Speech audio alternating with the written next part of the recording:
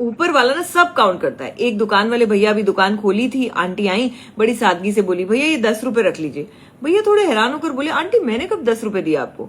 Aunty बोली, कल शाम को मैंने 70 रुपए का सामान लिया था, मैंने 100 का नोट दिया, आपने 40 रुपए वापस दिए। भैया मुस्कुराए बोले, आंटी कल आपने 5 रुपए कम करवाने के लिए इतना हंगामा किया और अब 10 रुपए लौटाने आए हो आप। आंटी बोली, मोल भाव करना मेरा हक है, पर एक बार रेट तय हो जाए उसके बाद किसी का हक खाना पाप है। भैया बोले, आप ही रख लेते आंटी, कोई फर्क नहीं पड़ता। आंटी बोली, आपको फर्क नहीं पड़ता बेटा, पर ऊपर वाला सब काउंट करता है, वहां कोई गफलामेंट्री नहीं चलती, बिना सीसीटीवी कैमरा के हर ट्रांजैक्शन रिकॉर्ड होता है, देखता है कितना कौन ले रहा है, कितना छोड़ रहा है।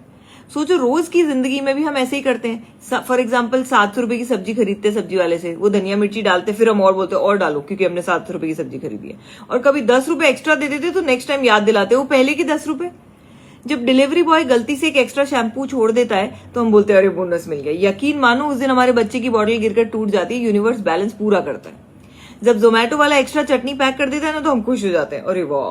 पर उस दिन भी कुछ ना कुछ किचन में होता ही है लफड़ा। याद रखिए, कई बार सिर्फ पैसों का ही नहीं, शब्दों का भी हिसाब होता है। कभी बिना सोचे समझे किसी को कुछ बोल देते हैं, किसी का दिल दुखा देते हैं या फिर किसी को नीचा दिखा देते हैं, वो भी गिना जाता है। और जब किसी को सेल्फलेसली हेल्प करते हैं, बिना नाम के, बिना उम्मीद के, वो भी दर्ज होता है, ब्याज सहित लौटता है। ऊपर वाला सब काउंट करता है, वो आपके शब्दों, भावनाओं और नीयत की अकाउंटिंग बराबर रखता है। अब कहानी को आगे बढ़ाते, वो दुकान वाले भैया थे ना, वो सोच में पड़ गए। उन्हें गले में से 300 रुपए निकाले, स्कूटी उठाई और थोड़ी आत्मा का बैलेंस ठीक करने जा रहा हूं ऐसा बोल के चले गए। एक दुकान पर पहुंचे, रमेश जी थे। ये अपने रमेश जी ले लीजिए, कल गलती से ज्यादा जोड़ दिए थे। रमेश जी बोले, अरे भैया अगली बार में दे देते। बोले, नहीं मेरा लॉग आउट हो गया तो ऊपर वाला कभी भी ऑडिट की रेट डाल सकता है, वहां ना रिश्वत चलती है ना रिकमेंडेशन, बस सीधा हिसाब, क्योंकि ऊपर वाला सब काउंट करता है। अब रमेश जी का चेहरा उतर गया, याद आया 10 साल पहले मैंने अपने दोस्त से 3 लाख रुपए उधार लिए थे। अगले दिन वो दोस्त गुजर गया, किसी को पता नहीं था तो वो भी चुप रहा। अब कॉन्शियस का अलार्म फुल वॉल्यूम पर बजने लगा।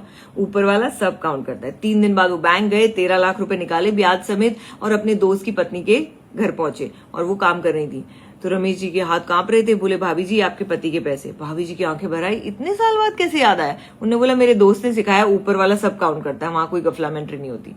और वो पता है, वो आंटी वही थी जो 10 रुपए लौटाने आई थी।